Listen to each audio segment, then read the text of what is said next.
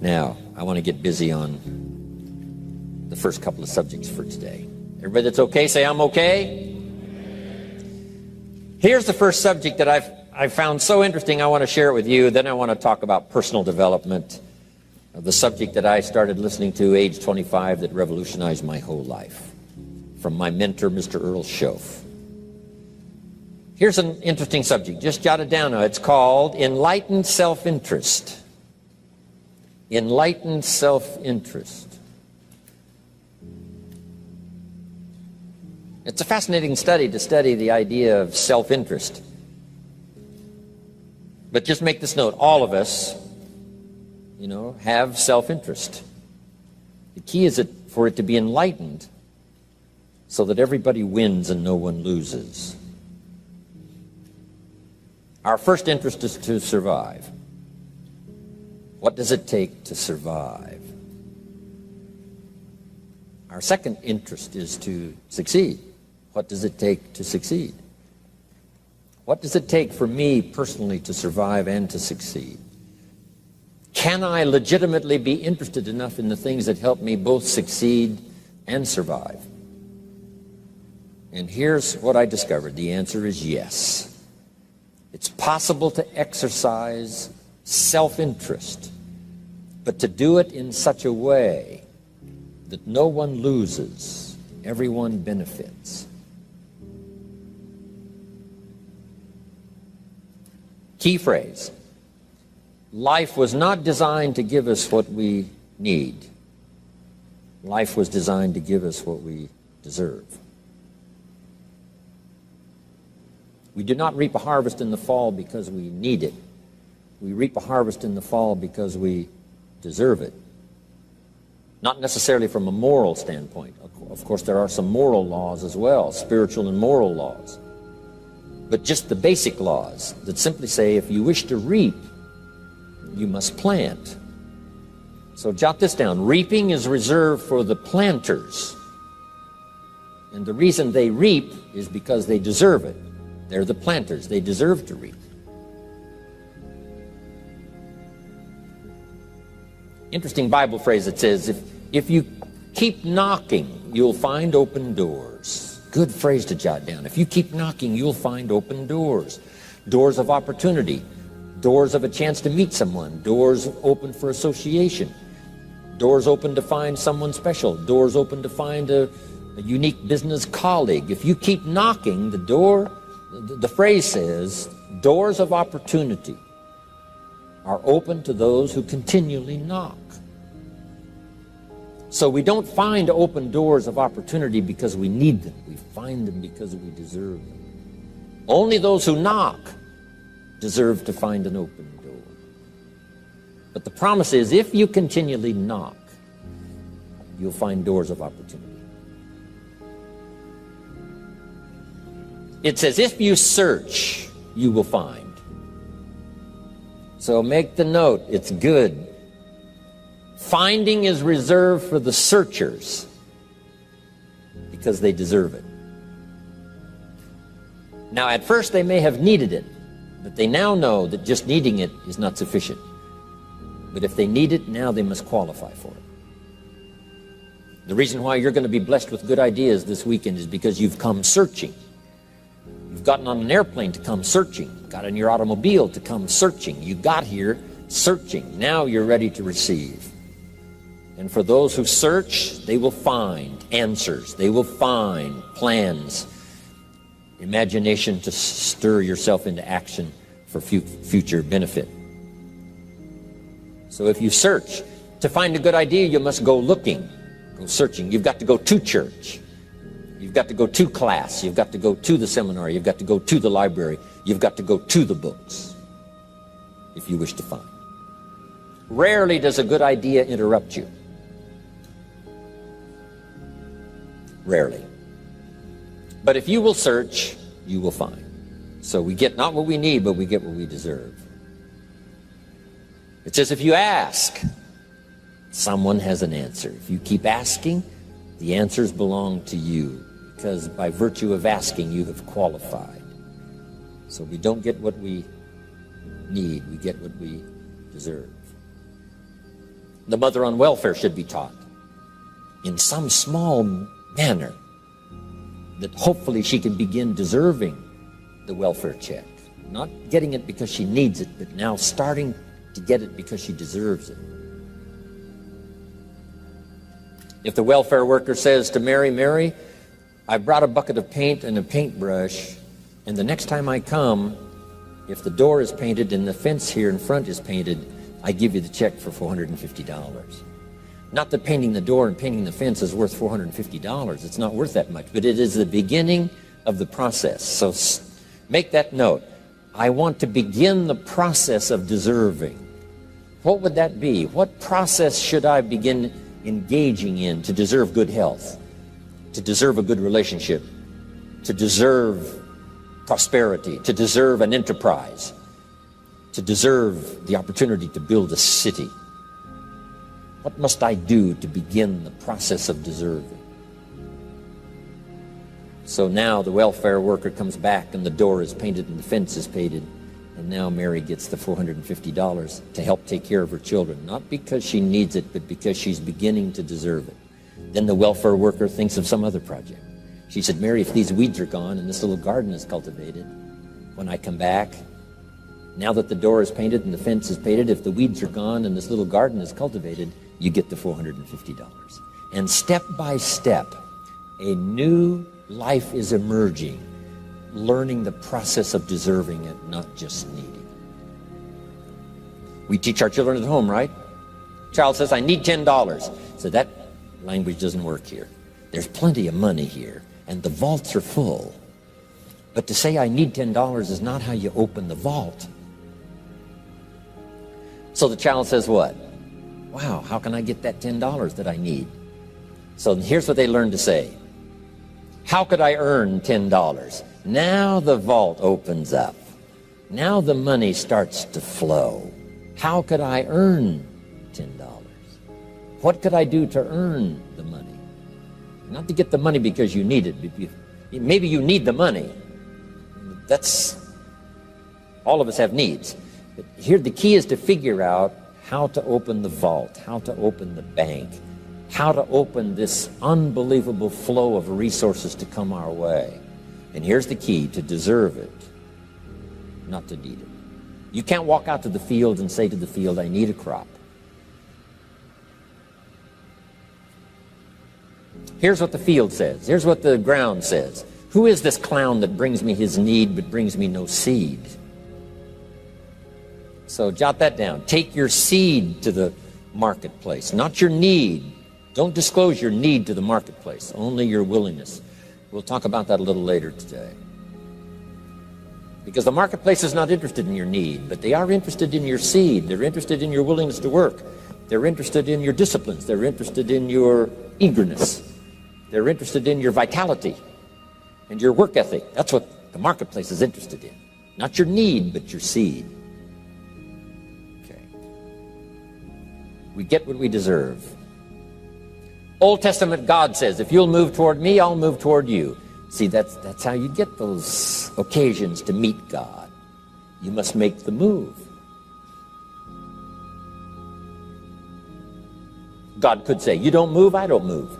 You say, well, that's arbitrary. Well, when you're God, you can make it that way.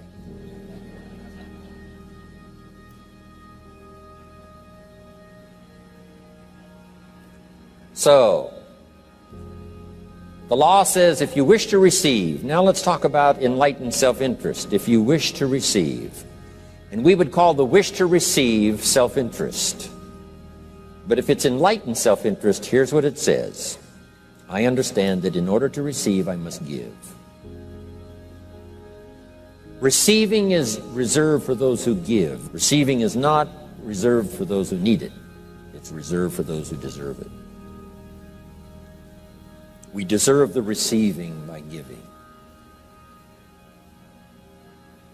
In fact, there's an extraordinary phrase in this little context, and here's what it says. It's better to give than it is to receive. Now, the uneducated person would find that difficult to ponder. Why would it be better to give than it is to receive? So let me give you one of the better phrases for the day. Here it is. Giving starts the receiving process. So of course it's better to give than it is to receive. How much receiving do you wish? You must start the giving process. For me to receive my additional fortunes for the future, not necessarily for the money, because I don't need the money. I take the money, but I don't need the money. But here's what I do need: for someone to say a year from now, 5 years from now, Mr. Rohn, that seminar helped to change my life. And for whatever reason, I was brought here to this place for this time. And later someone says that. See, to receive that kind of thanks, it's unbelievable. Here's what you cannot buy: that kind of thanks. You can't buy it with money. You have to earn it.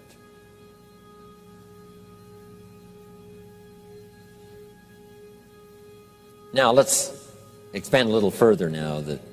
It's called the law of riches and wealth. In our own self-interest, if we wish to be rich and wealthy and prosperous and healthy and all the valuable things we can think of for the human experience, how could we get there? It's understanding the law of enlightened self-interest and the law of deserving. The question was asked in the Bible, how can we be great? What is the key to greatness? Great wealth, great return, great accolades, trophies to put on the mantle above the fireplace. How can we get great respect, great riches, great abundance for ourselves? How can we get that? And the answer was given, and here was the answer: find a way to serve. Find a way to serve the many. So I paraphrase it to read this: service to many leads to greatness. Service to many leads to greatness. Someone says, well, about the best I can do is take care of myself. That's okay. Self-care, has its own reward, but it's very limited. Somebody says, I can't be worried about other people's problems. I got enough problems of my own. That's okay. Self-defense is okay. Self-preservation is okay, but it has a very limited reward. If you wish to change that into abundance and prosperity and uniqueness, then here's what you must do: help solve other people's problems. Help find answers for someone else, not just for yourself, but for someone else. And in that kind of service, you now begin the process of greatness.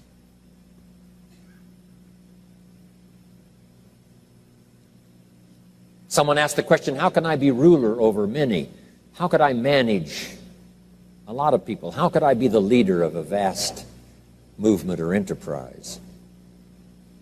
Here was the answer: nothing wrong with that wish. We call that self-interest of the highest kind. Wishing to be the manager, the ruler, wishing to be presiding over many people. Here was the answer: be faithful when the amounts are small.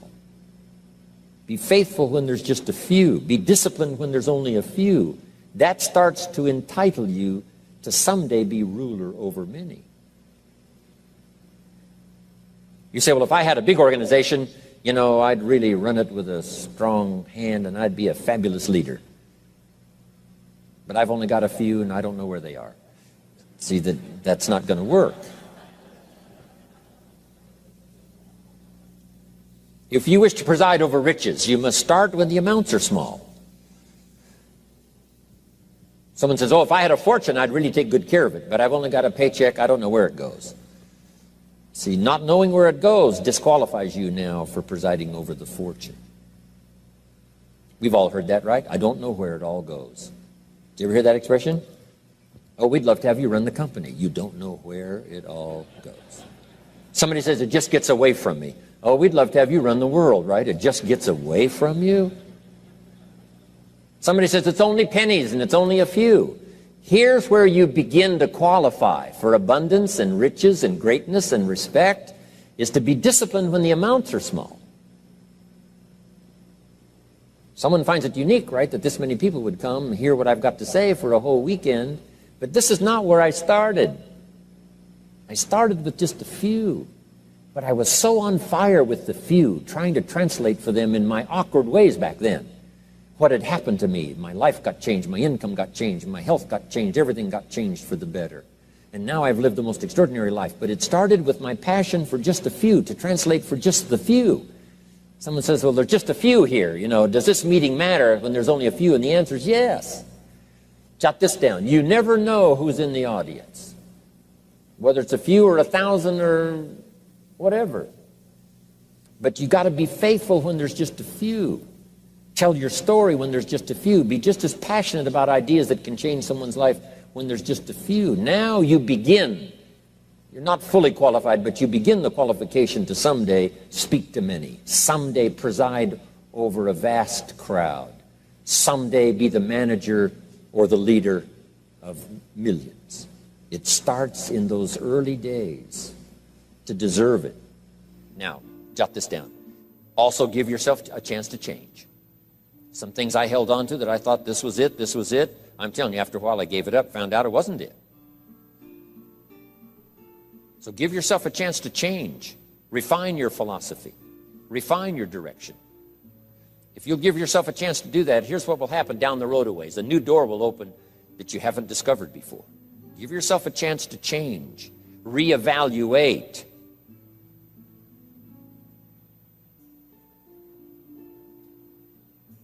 Okay. So let your library be a testimonial of your dedicated interest in accelerated personal development, that you will read whatever you have to read, you will hear whatever you must hear, and you will watch and see whatever you must see in order to make your life refined and worthwhile and achieve all of your purposes. That's what I want this stopping station to be these 3 days. Just to come here and sit for a while and listen and ponder and take notes and work hard and see if you can't absorb, get all that you possibly can here so that it will start to refine your life even before you get on an airplane and fly back to wherever you came from, before you get in your car and drive away. What we share with you here, with all the rest that you've learned, this will be a catalyst to start a process even before you get home that'll start working for you. Some of you are going to set some goals. We're going to do the workshop tomorrow, designing the next 10 years. Hopefully you'll come up with some new promises, some new objectives, some new ideas. And by the time we're finished here, these 2-3 days, I'm telling you, you'll see yourself able to accomplish 2 times, 3 times, 5 times more than you ever thought was possible, which will make this cost of this seminar a small price to pay. And hopefully it'll make the time you spent here small price to pay compared to making this an investment in your future, in what will flow in terms of money and income and return and reward and respect and dignity and accolades, trophies, all the stuff that can be yours.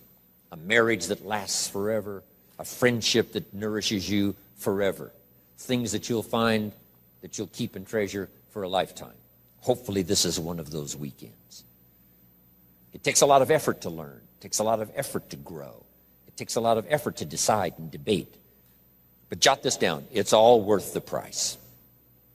Whatever stimulates you to think, whatever stimulates you to wonder, whatever stimulates you to react or even to debate, even if you hear something you say, well, that's not right, see, that's still valuable. It means you're awake. It means you're alert. It means you're alive. It means your mind is ready to take on something, whether it's agreeable or not agreeable. Something right, something wrong. Who cares what it is? We've got to listen to a variety of voices.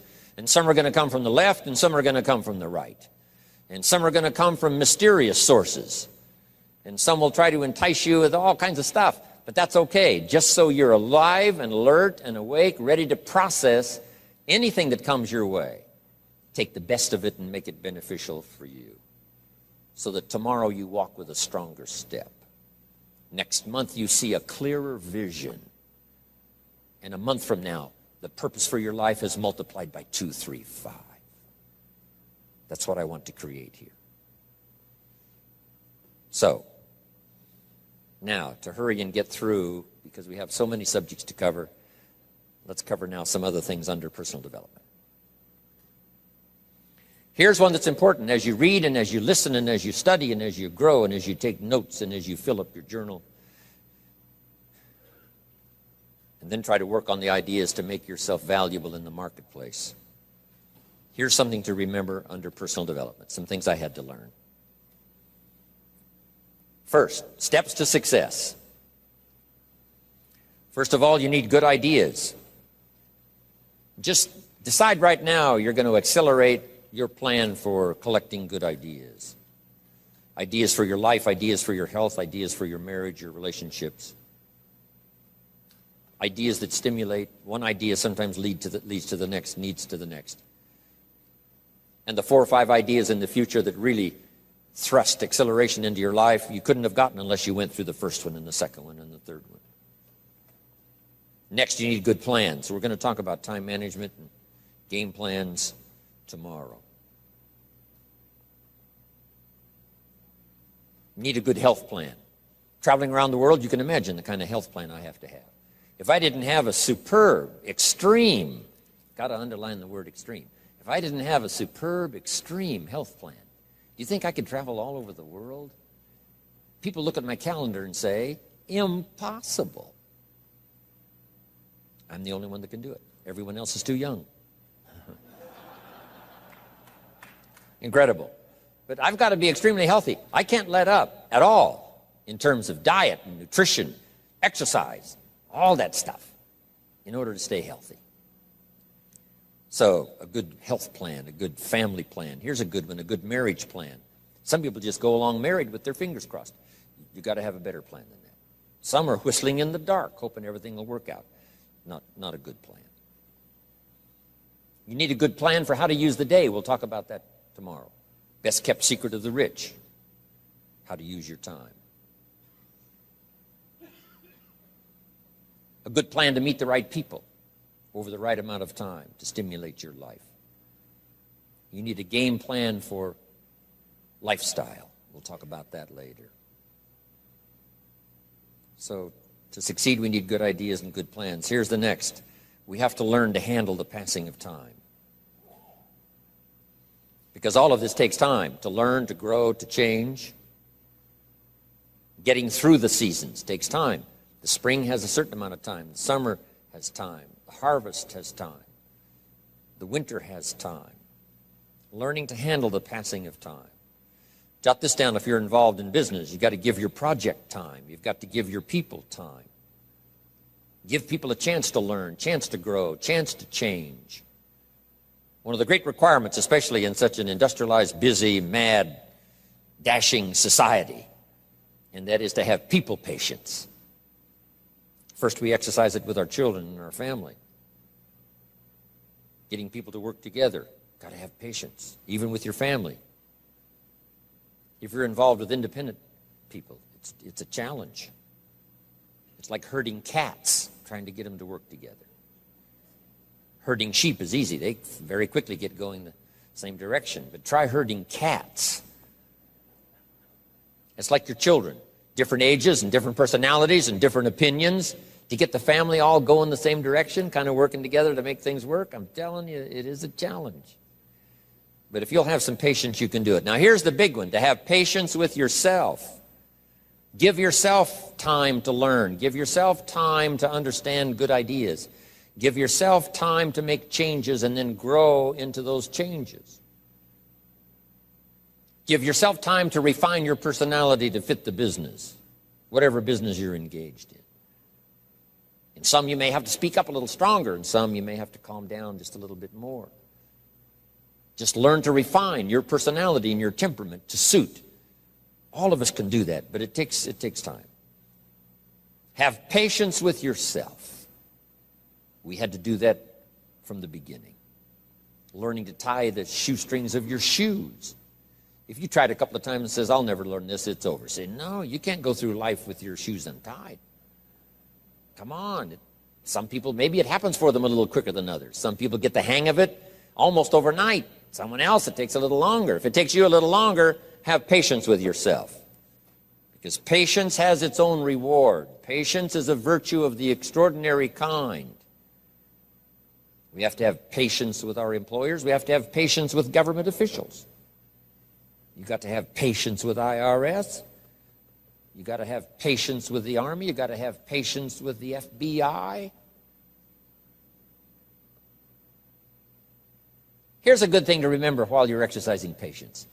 Usually enough good people will finally make it right. You just got to jot that down. Usually enough good people will finally make it right. Not everyone in the community is going to toe the line and do the moral thing. But let me tell you what, most will. That's how we create a society that we can live in. Most will. Every teenager will not obey all the rules and regulations and live a model life. Not everyone will, but jot this down. Most will. Enough will. When the good Lord recruited 12, not every disciple, not every one of the 12, but it was enough of the 12 to start a movement that's lasted for 2,000 years. Not everyone, but enough will. There's only been a couple of exceptions to that rule. One was the story of Sodom and Gomorrah. God was going to destroy Sodom and Gomorrah for their evil ways. Abraham had a friend that lived there. And Abraham implored and said, God, if I can go to Sodom and Gomorrah and find 50 righteous people, will you spare the city? And God said, Abraham, you've been such an excellent friend of mine. Yes, I'll spare the city if you can find 50. So he searches the city, can't find 50 good people. Comes back and says, Lord, would you take 40? God says, Abraham, for you, come on, I'll do it, if you can find 40. So he searches for 40, can't find 40. And he comes back and says, would you take 30? Good Lord says, Abraham, only for you will I reduce it to 30. Can't find 30. Can't find 20. Abraham said, this is my last request. Would you take 10? God said, only for you, Abraham. So he went searching for 10, and you know the story, right? Couldn't find 10. That's the exception to the rule. So he said, Abraham, get your friend Lot and his family out of there because the end has come. But that's the exception to the rule. So jot down the general rule. Most will. In a civilized society, most will obey the rules. In government, most will. Not every senator will, but what? Enough will to build a stable government and a future. Not everyone in the armed forces will, but enough will. Not everyone in the community will, but enough will. Not every teenager in this high school will, but I'm telling you, the most will. And that's how we survive in a civilized society, because most will. And that's a good feeling to know. Most will. Okay. So have patience. Next, under personal development, is learning to solve problems.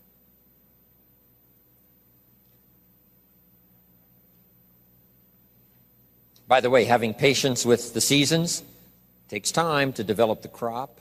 You can't plant the seed, dig around it in a few days saying, where is it, where is it? And you can't really help. All you can do is nourish. Some people plant in the spring, leave in the summer. Just haven't got the patience to last. So next comes solving problems. Business problems, family problems, personal problems, financial problems, emotional problems. There's all kinds. Here's a good idea I found in solving problems. Every once in a while you've got to, I haven't got it here, but I can just describe it for you. Take a piece of paper, put a line down the center of the paper, and on the left side describe the problem. So just jot that down. A piece of paper in half, on the left side describe the problem. Sometimes it's a good idea to take a problem out of your head and put it on paper. We'll talk a little bit more tomorrow about how to think on paper. This is one of the ways to think on paper. Our mind usually is too busy sometimes to sort things out. So if you take it out of your mind, put it on paper, what is the problem? And you describe to the best of your ability what the problem is. And then ask this question, is that all of it? Because if you're going to prescribe something for the problem, you need to know what all of it is. When you've got it all listed, on the other side now of the paper is called answers and solutions. The problem on one side, answers and solutions on the other side. And now let me give you 3 questions. 3 questions that can help solve most any problem. Here are those questions. Number 1, What could I do? So just jot that down. What could I do? Then you start developing what we call working papers. And the working papers consist of making a list of the things you could do to solve this problem. Number one, and you say, well, number one would take too long. I can see that right now. Let's go to number two. Maybe that's the answer. Number three, no, that isn't it. And let's say you've got several points now and you've done your best to try to solve the problem yourself and you can't solve it yourself. Here's the second question. What could I read? Maybe somebody spent a lifetime researching the problem you've got, and they've got some excellent answers from a lifetime of research. Maybe in your own journal you've taken notes before on something. You say, hey, I remember a class I took. Seems like there were some answers there, so you go back, do a little research. So under number two is research. And if you search, what? You will find. If you research, you will find. Search and research.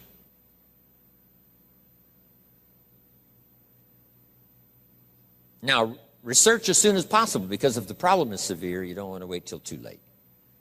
My friend Kenny comes to me and says, he just lost a beautiful lady, fabulous lady. They got a divorce. She was really something.